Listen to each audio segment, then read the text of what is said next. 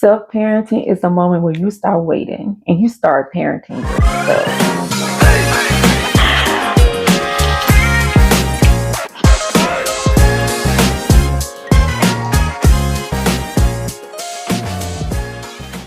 Self-parenting is the moment you stop waiting and you start guiding yourself.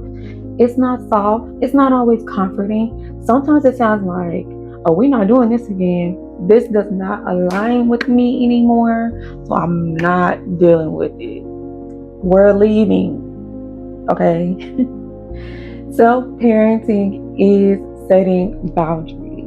It is being disciplined in the decisions you make with the people around you, regulating your emotions, making decisions that protect your future self, even when you don't feel like it. Parent yourself. You see kids with those strict parents all the time. Oh, don't do this. Oh, you don't need to do this. Blah blah. You know how they are. You know how the strict parents are. So be strict about you.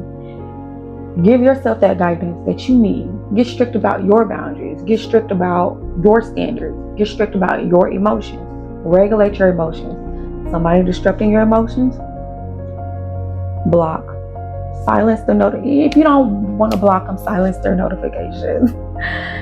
Just protect your future self. You got somewhere to be. You got somewhere to go. You know what I mean? So even if you don't feel like it, self-parent yourself. It doesn't feel good all the time. It's not always comfortable.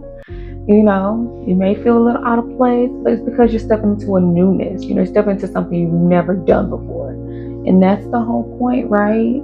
Owning this shift, owning this dynamic is going to make you feel uncomfortable.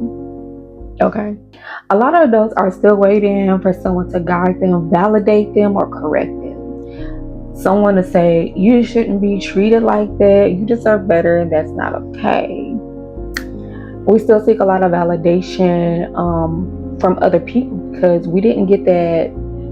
Some of us didn't get validation from our parents. You gotta remember too, the older generation, they were always working at work.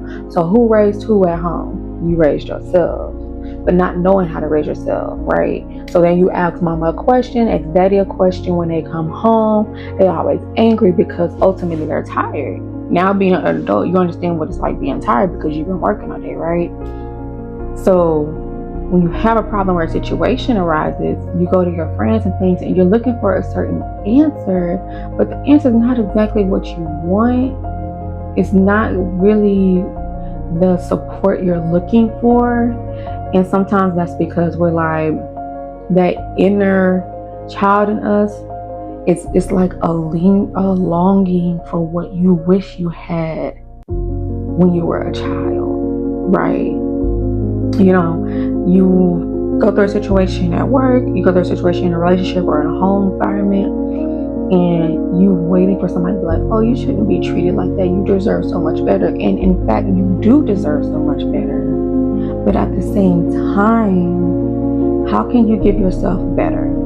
Knowing now that people who you raised you, who you grew up around, who you live with, are not giving you the validation that you need, how can you now give yourself that validation? How can you now show yourself what you've been missing? How can you praise yourself?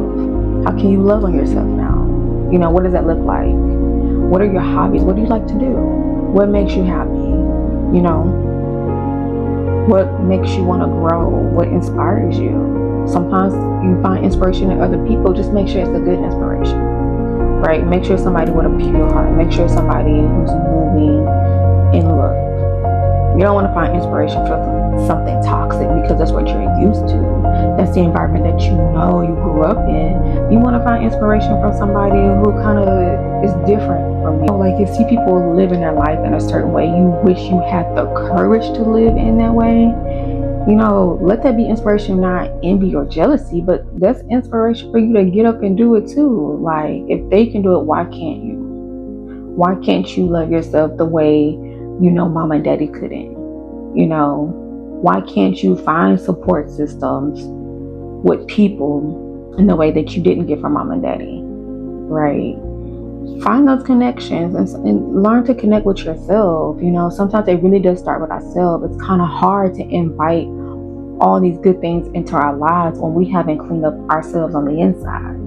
How can you be blessed with more if what you're carrying is not even has the capacity or the space to handle it? You're still carrying a bunch of toxic addictions and nonsense, but you want this good thing, but you haven't cleared out what space for it, to invite it.